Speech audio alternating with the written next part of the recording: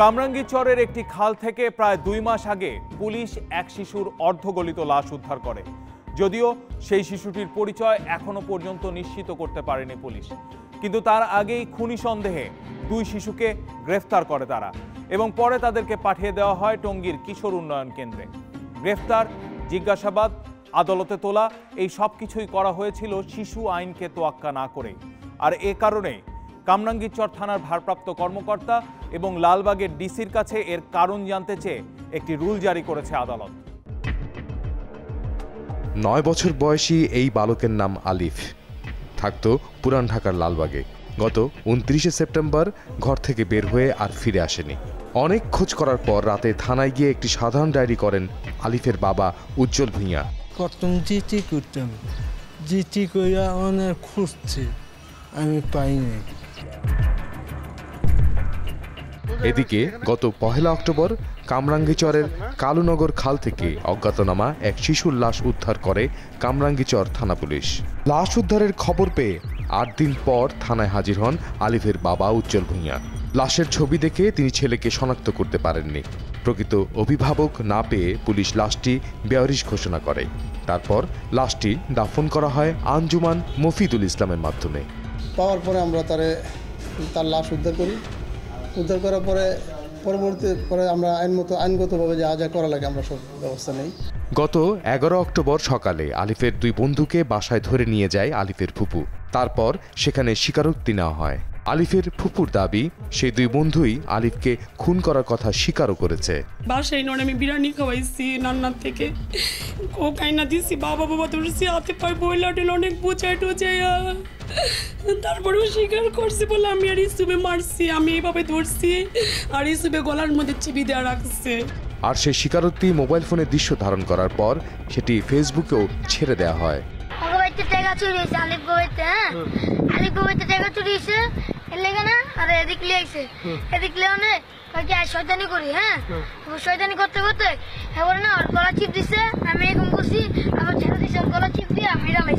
তবে এই 2 শিশুকে মারধর করে ও ভয়ভীতি দেখিয়ে স্বীকারোক্তি নেওয়া হয় বলে দাবি করেন অভিযুক্ত এক শিশুর মা। বাসায় গেছে, বাসা যাব, আমার ছেলের মারধর করে, ছেলে বাবারে মারছে, আমার বাবার গায়ে হাত তুলছে। একই অভিযোগ করেন আরেক শিশুর বাবাও। স্বীকারোক্তির বিষয়টা বলছে যে বাবা আমাকে ধরে নিয়ে ওরা আটকে রাখছে, আটকে নিয়ে মারে নিয়ে আটকে রাখছে। বলছে তুই বল যে আমরা মারছি, একজনের ধরে রাখছি, আরেকজনের গলা টিপে দিছি, তুই কথা বললে তোরা আমরা ছেড়ে দেব। ওই দিন রাতেই আলিফের বাবা বাদী হয়ে কামরাঙ্গীরচর থানায় একটি মামলা করেন। খুনের মামলায় শিশু দুটিকে আসামি করা হয়। আমার পুরা জোর করে নিয়ে মারছে, গলা টিভি দিয়ে মারছে। এই পরে মামলা করছেন? মামলা পরে আমি শিওর না, পরে আমি মামলা করতে কামরাঙ্গীরচর। তখনই আলিফের বাবা তার সাথে থাকা এক শিশুকে পুলিশের হাতে তুলে দেন। রাত 1টার দিকে আরেক শিশুকে গ্রেফতার করা হয় তার বাসা থেকে। আমাদের শিশু বান্ধব অফিসার আছে, আমাদের থানার অপারেশন অফিসার, উনি ডিল করে এটা, ওনাকে দিয়ে আমরা মামলা রেকর্ড করি এবং তার আদালতে স্বীকারোক্তি দেয়। পরদিন সকালে শিশু দুটিকে খালপাড়ে নিয়ে জিজ্ঞাসাবাদ করে পুলিশ। তাদেরকে ভুল বুঝিয়ে স্বীকারোক্তি আদায় করার অভিযোগ ওঠে থানা পুলিশের বিরুদ্ধে। আমার ছেলেরা আর বাচ্চারা বুড়ি নিয়ে গেছে, নিয়ে যাওয়ার পরে দেখাইছে ওই এলাকার ঘাটের মানুষরে যে এই বাচ্চা ওদিন ছিল, তারা বলছে না এই বাচ্চা ছিল না, অন্য বাচ্চা 2টা ছিল। উদ্ধার হওয়া লাশটি আলিফের কিনা জানতে চাওয়া হলো কামরাঙ্গীরচর থানার ভারপ্রাপ্ত কর্মকর্তার কাছ থেকে। লাশের পরিচয় নিশ্চিত হবার আগেই কেন 2টি শিশুকে গ্রেফতার করা হলো? এটা লাশটা যেহেতু পচে গেলে ডিকম্পোজ হয়ে গেছে, কিন্তু যারা অ্যাকিউজ যারা আছে, আলিফের বন্ধু যারা তাকে হত্যা করছে আর কি, তারা বলছে এটা আলিফ।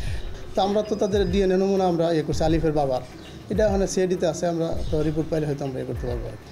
এইভাবে 2 শিশুর কাছ থেকে স্বীকারোক্তি আদায়কে আইনের চরম লঙ্ঘন বলে দাবি করেছেন চিলড্রেন চ্যারিটি বাংলাদেশ ফাউন্ডেশনের চেয়ারম্যান ব্যারিস্টার আব্দুল হালিম। পুলিশের দায়িত্ব ছিল জিডির উপর ভিত্তি করে নিবিড় তদন্ত করে ফাইন্ড আউট করা কারা কারা সম্পৃক্ত থাকতে পারে। সেই কাজটি না করে হঠাৎ শোনা কথার উপর ভিত্তি করে 2টা শিশুকে অ্যারেস্ট করতে তারা পারে না। যখন অ্যারেস্ট করার পরেও তারা বিভিন্নভাবে শিশু আইনের বিধানকে লঙ্ঘন করেছে। পরে ঢাকা মহানগর আদালতও তাদের স্বীকারোক্তিমূলক জবানবন্দি রেকর্ড করেন। সংশ্লিষ্ট বিচারক আদালতের বিরুদ্ধেও শিশু আইন লঙ্ঘনের অভিযোগ করলেন এই আইনজীবী।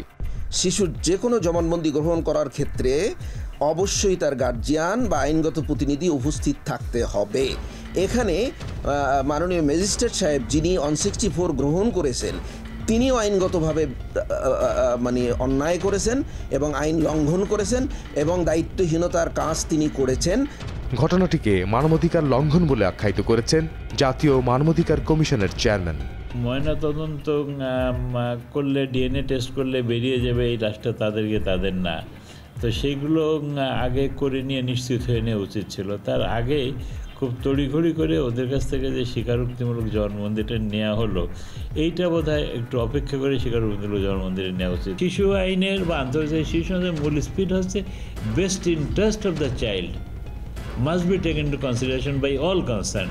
মামলায় শিশু দুটির বয়স 12 দেখানোর কারণে মহানগর আদালত তাদের জামিন না দিয়ে টঙ্গীর কিশোর উন্নয়ন কেন্দ্রে পাঠানোর নির্দেশ দেন। কিন্তু আলিফের এই দুই বন্ধুর বয়সও আলিফের সমান, অর্থাৎ 8 থেকে 9 ছিল। শিশু আইন অনুযায়ী জন্ম নিবন্ধন সনদ কিংবা স্কুল সার্টিফিকেট যাচাই করে বয়স নির্ধারণ না করায় উচ্চ আদালতে একটি রিট করা হয়। গত 29 নভেম্বর উচ্চ আদালত এই রিটের পরিপ্রেক্ষিতে রুল জারি করেন। বয়স নির্ধারণ না করে কেন তাদের গ্রেফতার করা হলো তার কারণ জানতে চেয়ে ভারপ্রাপ্ত কর্মকর্তা এবং উপকমিশনারকে জবাব দিতে বলা হয়।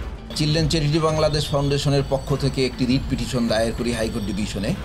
গতকালকে এই রিট পিটিশনটির উপর শুনানি অনুষ্ঠিত হয়। দায়িত্বে অবহেলা এবং দায়িত্ব পালন না করা শিশু আইনের অধীনে এর কারণে এই দুটি শিশুর যে জীবনের অধিকার লঙ্ঘিত হলো, তার জন্য এই দুটি শিশু ও দ্বিতীয় শিশুর পরিবারকে 20 লক্ষ টাকা ক্ষতিপূরণ কেন দেয়া হবে না, এই মর্মে রুল জারি করেছেন বিবাদীগণের উপরে। জানা গেছে দীর্ঘ 8 মাস আগে এক কারখানা কর্মচারীর টাকা চুরির ঘটনাকে কেন্দ্র করে আলিফ ও তার দুই বন্ধুর মধ্যে ঝগড়া হয়। এই ঘটনাকে কেন্দ্র করেই এই দুই শিশুকে সন্দেহের তালিকায় রেখেছে আলিফের পরিবার। ওই টাকা চুরি হওয়ার পরে ইসুফকে সন্দেহ করে ধরছে, তো ধরার পরে ইসুফ অস্বীকার করে। পরে আমার ছেলে বইলা দিচ্ছে যে ও টাকা চুরি করছে। তখন আমি জিজ্ঞেস করলাম ওই টাকাটা কোথায় রাখছিল, তখন যে মারলো স্বীকার করলো না, বলে ওর জুতার নিচে রাখছিল ইসুফে। ওই বাড়ির আরিফ কাজ করতেছি, ওই জানলার সামনে খাড়া ছিল। খাড়া আসার মতন পর আমি ওর দিকে 2-3 বার তাকাই, তারপর দেখি আমার টাকার দিকে নজর। 4-5 মিনিট পর আসছি আমি হাত দিয়া দেখি কি যে ওরা দুজন নাই। তার মানে না আমি কই কি যে বোতলেতে টাকাটা নিয়ে আমার ব্যাগে থুই, বোতলে হাত দিছে দেখি টাকা নেই। 1-1.5 মাস পরে মনে হয় তারপর তারাই স্বীকার গেছে যে টাকাটা ওরা নিচ্ছে, তারপর টাকা তারা দিয়ে দিচ্ছে।